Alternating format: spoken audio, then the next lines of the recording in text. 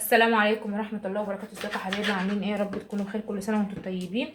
تعالوا النهارده هنعمل معانا ان شاء الله مخلل، بدل ما بتشتريه في رمضان من بره، لا احنا هنعمله في البيت.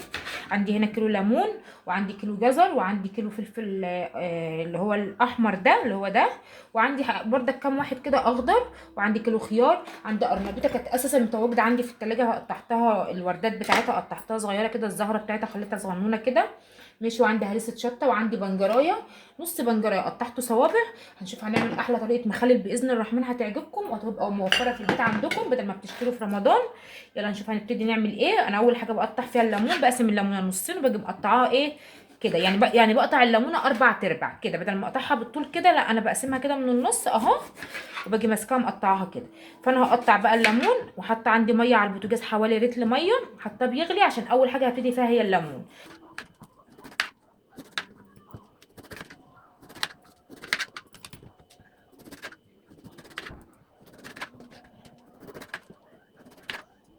بصوا بقى هنا عندي السكينه دي على فكره رخيصه، بتتباع في كل الادوات المنزليه في اي محل. لو انت عايزه تقطعي بالسكينه العاديه براحتك، بس انا عشان بتعمل الشكل كده معايا فانا بقطع بالشكل ده كده. تقسمي الخياره كده، تيجي واخداها من الجنب كده اهي.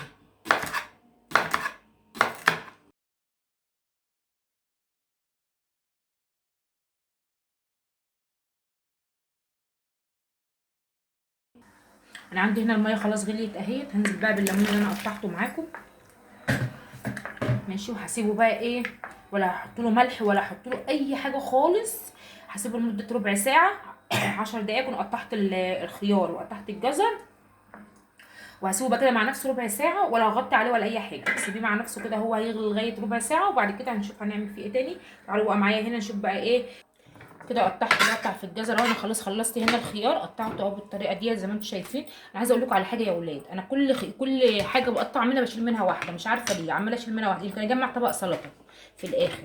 المهم انا قطعت الخيار فانا بدات بقطع الجزر. تعالوا اوريكم بقطع الجزر ازاي. بتيجي شايله الحته دي، انا غسلاه طبعا، الخضار ده كله غسلاه مره واثنين وثلاثه تحت الحنفيه تمام.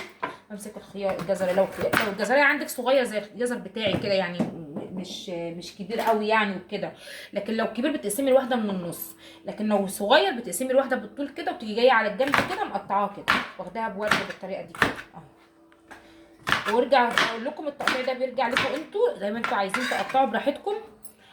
انا بقول لكم خلاص.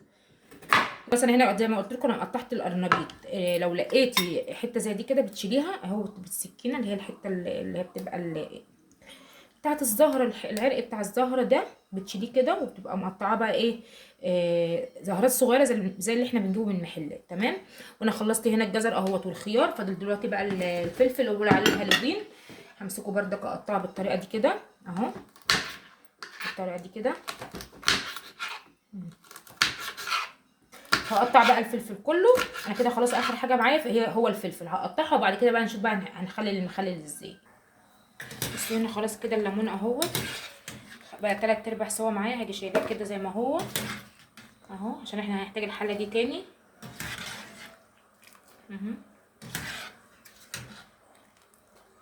واخد الميه ديت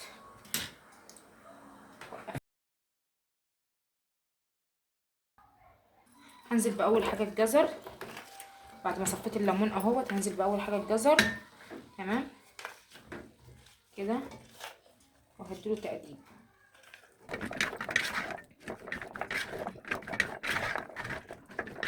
بس 6 دقايق كده او 10 دقايق نقلب بس كده لغايه ما الجزر يعني ينزل شويه ميته، وبعد كده ايه هننزل شوفي هننزل تاني.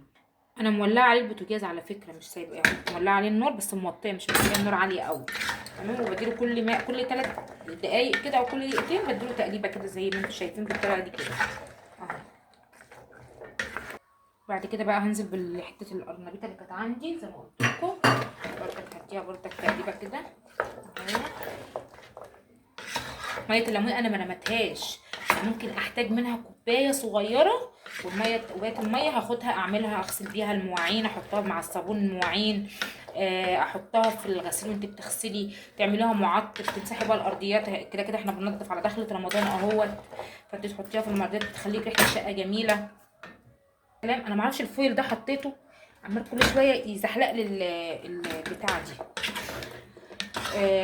بردك بديه تقريبا كده القرنبيط. كل الحاجات اللي هي بتبقى ناشفه شويه هي اللي بتنزلي بيها. اول حاجه نزلت بيها الجزر، وبعد كده وتاني حاجه بعد الليمون نزلت الجزر، وبعد كده بعد الجزر نزلت بالقرنبيطه. وبعدين القرنبيط ده اختياري، انا عن نفسي بحبه، عيالي ما بيحبوش، جوزي ما بيحبوش اللي هو المخلل، لكن انا عيالي ما بيحبوش، لكن انا بحبه. فانا جبت واحده يعني، كان عندي حته صغيره كده عملتها اهوت. برضك نفس الكلام. بعد كده هنزل بالبنجر، بنجريه اللي انا قلت لكم عليها مقطعاها، اللي هي نص بنجريه مقطعاها صوابع زي ما انتم شايفين كده. تمام اهو، برضك نزلت بيها. وبعد كده هنزل بقى بالفلفل اللي انا قطعته، نفس الكلام. في الحاله دي بقى هطفي، يعني كل ده نزلت بيه، انا موطيه النار مش معليه النار. في الحاله دي بقى طفيت اهو. بعد ما طفيت خالص هاجي نازله بقى بالفلفل اللي هو القرن الفلفل اللي انا كنت مقطعاهم عندي دول، وهنزل بهرسه الشطه، هنزل بشويه حبه البركه، وهاجي مقلبه كل الكلام ده كده في بعضه. البنجر ده عشان يخلي اللون حلو كده شويه معايا، وانا بردك بحب البنجر، بنجر مغذي. تمام، هنزل بس بشويه حبه البركه تاني.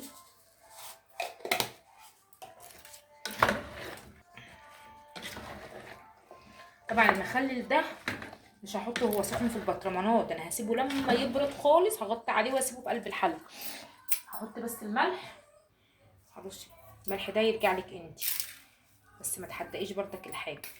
يعني انا حطيت 3 معالق من معلقه الاكل، المعلقه اللي عندي دي صغيره، فانا حطيت فمعدل 3 معالق من معلقه الاكل.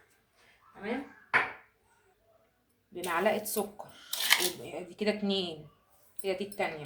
تمام، هما كفايه معلقتين عشان السكر بيخلي لك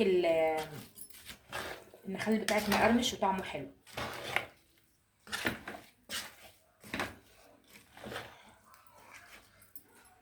ادي 1، ادي 2، ادي 3 معالق خل.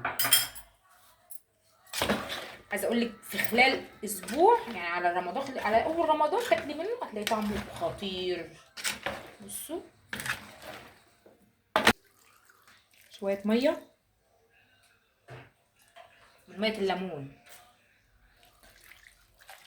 انا خدت في نفس الطبق اللي كان فيه هرسه الشطه علشان خاطر كان جواها لسه هرسه شطه، لكن انا خدت حوالي مج. تمام اهو، نزلت بيه على المخلل بتاعي. بصي بقى يا قمر، انا كده خلصته. تمام، حطيت الملح وحطيت الخل زي ما انتوا شفتوا، كل المقادير معايا. انا ولا هغطي عليه ولا هعمل فيه، انا كل اللي هسيبه زي ما هو في قلب الحله كده لغايه ما يبرد خالص. هو عندي دافي، فانا مش هينفع احطه في البرطمانات وهو سخن، فانا هسيبه لما يهدى خالص، وبعد كده هنعبيه في البرطمان وهنشوف هنعمل ايه تاني. هعبي بقى البرطمانات معاكم اهو.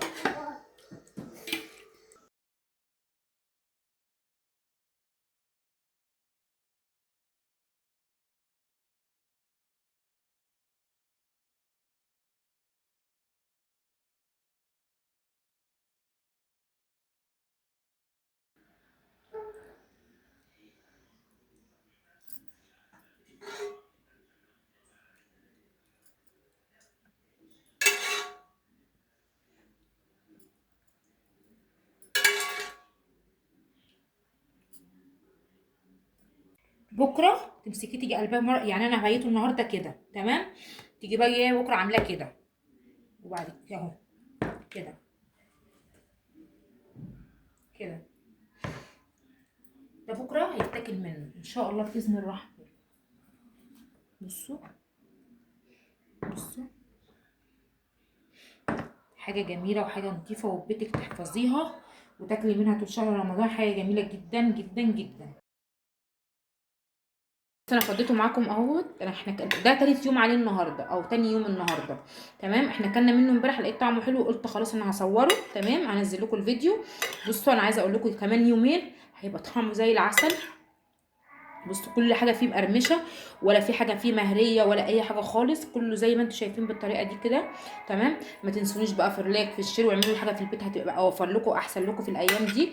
ما تنسونيش في اللايك والشير والاشتراك في القناه وتفعيل الجرس، وان شاء الله يوصلكم كل جديد مني. كل سنه وانتم طيبين، سبتكم في رعايه الله. السلام عليكم ورحمه الله وبركاته.